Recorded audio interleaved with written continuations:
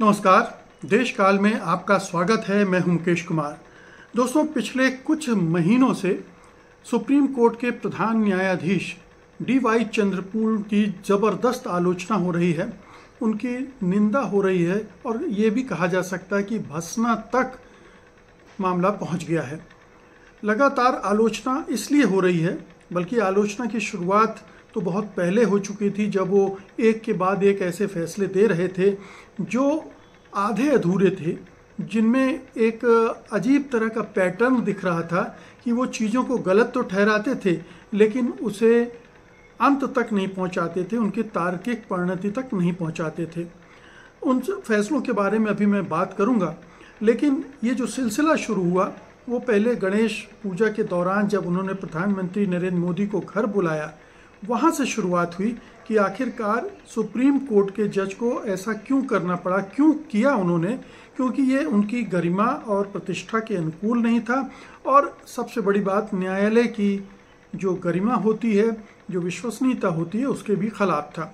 और हाल में जब उन्होंने ये कहा कि उन्होंने अयोध्या का जो फैसला लिया था वो भगवान से पूछ कर किया था, यानी 3 महीने तक वो तय नहीं कर पाए थे कि वो इस मामले में क्या करें, और फिर उन्होंने भगवान के सामने बैठकर बोला कि आप ही बताइए मैं क्या करूं, आप ही सलूशन दीजिए।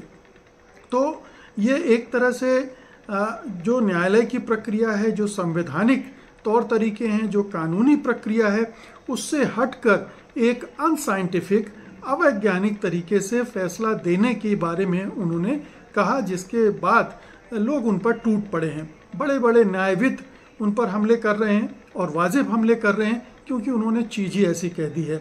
और इसी बीच में उनका एक और बयान आया था जिनमें उन्होंने कहा था कि मुझे पता नहीं है कि इतिहास मुझे किस तरह से याद करेगा, यानी उनकी विरासत क्या है, उसको किस तरह से इतिहास में दर्ज किया जाएगा। तो मैं बता दूं कि उनकी विरासत एक बहुत अच्छे न्यायाधीश के तौर पर नहीं रहेगी। वो जब छोड़ के जाएंगे तो उनको इस तरह से याद नहीं किया जाएगा कि उन्होंने बहुत अच्छे फैसले दिए, मील के पत्थर साबित हुए हों वो फैसले, और आगे उनकी बुनियाद पर बड़े फैसले दिए जाएंगे या उनको नज़ीर माना जाएगा। ये उन्होंने नहीं किया है।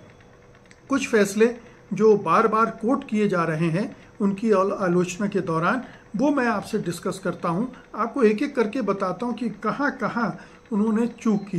देखिए, पहला मामला जहाँ से शुरुआत मैं कर रहा हूँ वो वही है जिसके बारे में उन्होंने कहा कि उन्होंने ईश्वर से, भगवान से पूछ कर फैसला किया, और वो था राम मंदिर का वर्डिक्ट। अब देखिए कि ये राम मंदिर का वर्डिक्ट आधा अधूरा था, क्योंकि इसमें कहा गया था कि बाबरी मस्जिद जहाँ ध्वस्त की गई है वहाँ कोई मंदिर था या नहीं, ये प्रूव नहीं हुआ है। इसके बावजूद वो ज़मीन राम मंदिर के पक्ष वालों को दे दी गई। और इसका एक आयरनी ये है, इसकी विडंबना ये है इस फैसले की, कि इस फैसले पर जो 5 जज थे उनमें से किसी ने हस्ताक्षर नहीं किए हैं। ये फैसला किन जजेस ने दिया है उसमें ये दर्ज तो है, लेकिन उनमें से किसी के भी हस्ताक्षर नहीं है, चंद्रचूड़ के भी हस्ताक्षर नहीं है। फिर आते हैं इलेक्टोरल बॉन्ड्स पर। इलेक्टोरल बॉन्ड्स को बड़े ही दुस्साहस के साथ, उस समय लगा था कि चंद्रचूड़ ने कमाल कर दिया है, इलेक्टोरल बॉन्ड को उन्होंने अवैध, असंवैधानिक करार दिया। लेकिन इसके बाद की जो कार्रवाई थी उसे उन्होंने नहीं होने दिया। उसके बाद क्या होना चाहिए था कि अगर अवैध तरीके से पॉलिटिकल पार्टीज़ को धन मिला है तो उसकी वसूली की जानी चाहिए थी, वो उन्होंने नहीं करवाई। यानी फिर वही कि उन्होंने फैसला तो दिया लेकिन उसको लागू नहीं किया। एक तीसरा फैसला लेते हैं। चंडीगढ़ में आपको याद होगा कि इलेक्शन हो रहे थे, मेयर के इलेक्शन हो रहे थे, और उसमें किस तरह से जो रिटर्निंग ऑफिसर था मसीह, उसने हेरा फेरी करने की कोशिश की थी, और सुप्रीम कोर्ट ने कहा था कि ये एक क्राइम है। उस अधिकारी को क्रिमिनल कहा था, लेकिन उस क्रिमिनल को सुप्रीम कोर्ट ने कोई सजा नहीं दी। अब आइए महाराष्ट्र सरकार को गिराकर अपनी सरकार बनाने वाले शिंदे सेना की सरकार को देखिए कि किस तरह से भारतीय जनता पार्टी ने, मोदी शाह ने राज्यपाल के साथ मिलकर षड्यंत्र किया, उद्धव ठाकरे की पार्टी को तोड़ा और सरकार बनवा दी। अब इस पूरे मामले को सुनते हुए सुप्रीम कोर्ट ने कहा कि ये सरकार अवैध है, यानी जो शिंदे की सरकार बनी थी वो अवैध है, लेकिन उस सरकार को वो हटा नहीं सकते क्योंकि पूर्व मुख्यमंत्री उद्धव ठाकरे ने इस्तीफा दे दिया, इसलिए वो सरकार बहाल नहीं हो सकती। मान लिया कि उद्धव ठाकरे की सरकार बहाल नहीं हो सकती क्योंकि उन्होंने इस्तीफा दे दिया, लेकिन जो सरकार अवैध है उसे आप कैसे बनाए रख सकते हैं? और वो 2.5 साल से सरकार है, अवैध होते हुए भी वो सरकार है। तो ये कैसा फैसला था? आधा अधूरा फैसला था। और इन सारे फैसलों में आप एक पैटर्न पाएंगे कि इसमें केंद्र सरकार को, भारतीय जनता पार्टी को हर फैसले में लाभ मिल रहा है, उसके पक्ष में जा रहा है हर फैसला। अगला फैसला लीजिए आप। हिंडनबर्ग की रिपोर्ट आई अडानी के मुतल्लिक कि अडानी ने किस किस तरह से फ़ायदा उठाया, शेयर बाजार को मैनिपुलेट किया, राउंड ट्रिपिंग के ज़रिए काला पैसा सफ़ेद किया, और किस तरह से मोदी सरकार ने उसको बहुत सारी संपत्तियां, परिसंपत्तियां देश भर में दी, पोर्ट, एयरपोर्ट, पावर स्टेशन वगैरह वगैरह। उन सब के बारे में ये रिपोर्ट आई, हंगामा मचा। सुप्रीम कोर्ट ने एक जांच बैठा दी। उस जांच कमेटी ने जो रिपोर्ट दी उसको सुप्रीम कोर्ट ने जस का तस स्वीकार कर लिया, उस पर कोई क्वेश्चन नहीं खड़े किए, जबकि उस रिपोर्ट पर हर तरफ से क्वेश्चन खड़े किए जा रहे थे। तो यहाँ भी उनका फैसला सुना, तो इस मामले को टेकअप तो किया, लेकिन इस पर कोई फैसला नहीं दिया, कोई निष्पक्ष जांच नहीं होने दी, और अडानी को भी बचा दिया और मोदी सरकार को भी बचा दिया, प्रधानमंत्री मोदी को भी बचा दिया। अब धारा 370 को लीजिए। धारा 370 हटनी चाहिए, नहीं हटना चाहिए, ये एक अलग डिबेट हो सकती है, लेकिन धारा 370 को हटाने का जो तरीका केंद्र सरकार ने अपनाया वो कतई वैध तरीका नहीं था, क्योंकि उस समय जम्मू कश्मीर की विधानसभा मौजूद नहीं थी और ये नियम था कि जम्मू कश्मीर की विधानसभा से आपको सहमति लेनी होगी। उस समय राष्ट्रपति शासन था। अब ये विडंबना देखिए कि इस मामले में राष्ट्रपति ने राष्ट्रपति से ही सलाह ली, सहमति ली, और राष्ट्रपति ने ही फैसला कर दिया धारा 370 को हटाने का। तो ये एक और फैसला था जिसमें तमाम तरह की विसंगतियां थीं, जिसको सुप्रीम कोर्ट के माननीय प्रधान न्यायाधीश DY चंद्रचूड़ ने लीपापोती कर दी, सही ठहरा दिया, केंद्र सरकार को फिर बचा दिया, उनके एजेंडे को आगे बढ़ाया। उमर खालिद का मामला लीजिए। उमर खालिद को आज तक जमानत नहीं मिली है। बार बार फैसले दे रहा सुप्रीम कोर्ट कि किसी मामले को लंबा अगर खींच रहा है तो आप किसी की स्वतंत्रता का हरण नहीं कर सकते हैं, उसकी जो right to life and liberty है उसका उल्लंघन नहीं कर सकते। और इसी के आधार पर उसने मनीष सिसोदिया को बेल दी, उसने अरविंद केजरीवाल को बेल दी, और अब जबकि बारी आई है उमर खालिद की तो उसको बेल नहीं दी जा रही है, क्योंकि वो अमीर नहीं है, वो कोई बड़ा पावरफुल नेता नहीं है, और शायद वो मुसलमान हैं, इसलिए भी उनको नहीं दे रहा।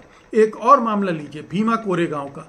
अभी आपने सुना होगा प्रोफेसर GN साईं बाबा की मृत्यु हो गई, उन्हें 10 साल तक जेल में रखा गया, और भीमा कोरेगांव में और लोगों को भी जेल पे रखा गया, और लंबे समय तक उनको जमानत नहीं दी गई, क्योंकि ये मोदी सरकार का कारनामा था, जो महाराष्ट्र सरकार से मिलकर इतने सारे सामाजिक कार्यकर्ताओं को जेल में डाल दिया गया, और कई लोग वहाँ पर निधन भी हो गया उनका। स्टेन स्वामी उनमें से एक हैं, और बरवर राव भी हैं, और GN साईं बाबा भी उसके शिकार हुए हैं। तो ये वो चीज़ें हैं जो DY चंद्रचूड़ ने अपने कार्यकाल में की हैं, और वो हमेशा कटघरे में खड़े रहेंगे इन सब वजहों से। बल्कि उन्होंने जाते जाते कुछ और चीज़ें ऐसी कर दी जिसका जिक्र मैंने किया कि गणेश पूजा के लिए प्रधानमंत्री को अपने घर आमंत्रित किया, उसको प्रचारित किया, फिर वो बीच में अयोध्या भी चले गए अपने दर्शन के लिए, उसको भी प्रचारित किया, और अभी ये भी कि मैंने तो भगवान से पूछकर अयोध्या विवाद का फैसला सुनाया था या फैसले में शामिल हुआ था। अब ये जो सारी चीज़ें हैं वो ये बता रही हैं कि डी.वाई. चंद्रचूड़ का एजेंडा क्या था, उनका सोच क्या था और वो किस तरह से लगातार सरकार की मदद कर रहे थे, ऐसे फैसले दे रहे थे जो सरकार के हक में जा रहे थे। वो दोहरी बातें कर रहे थे, बातें तो बड़ी बड़ी करते थे लेकिन वो फैसले में उनके रिफ्लेक्ट नहीं होता था। मीडिया पर उन्होंने बड़े बड़े अटैक किए।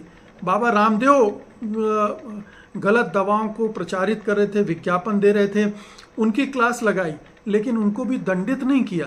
तो जहाँ भी चंद्रचूड़ ने कदम रखा वहाँ पर फैसले नहीं हुए, न्याय नहीं हुआ। ये एक उनकी लीगेसी है, एक विरासत है जो वो अपने पीछे छोड़कर जा रहे हैं। और हम ये देखेंगे कि जब वो छोड़कर जाते हैं, रिटायर होते हैं, तो वहाँ वो क्या करते हैं। क्या वो भी किसी ऐसे पद पर जाते हैं, जैसे राम मंदिर का फैसला देने वाले जितने भी जजेस थे वो कहीं ना कहीं अच्छे पदों पर बैठ गए। कोई राज्यसभा मेंबर हो गया रंजन गोगोई, कोई गवर्नर हो गया, कोई किसी ट्रिब्यूनल का अध्यक्ष होगा। इस तरह से अलग अलग लोगों का पुनर्वास कर दिया गया। तो क्या डी.वाई. चंद्रचूड़ का भी पुनर्वास होने जा रहा है? ये बहुत बड़ा सवाल है और हमें ये 10 नवंबर के बाद पता चलेगा जब वो विदाई लेंगे। और उसके बाद हो सकता है कि कुछ समय बाद ये घोषणा हो कि वो क्या करेंगे या उनको क्या ओहदा, क्या उपलब्धि केंद्र सरकार से या कोई क्या पुरस्कार मिलने जा रहा है। तो ये है डी.वाई. चंद्रचूड़ का इतिहास, पिछले उनके प्रधान न्यायाधीश के तौर पर और उनके कारनामे जो न्यायिक इतिहास में दर्ज किए जाएंगे और उनको इसी रूप में याद किया जाएगा। बहुत बहुत शुक्रिया आपका, धन्यवाद, नमस्कार।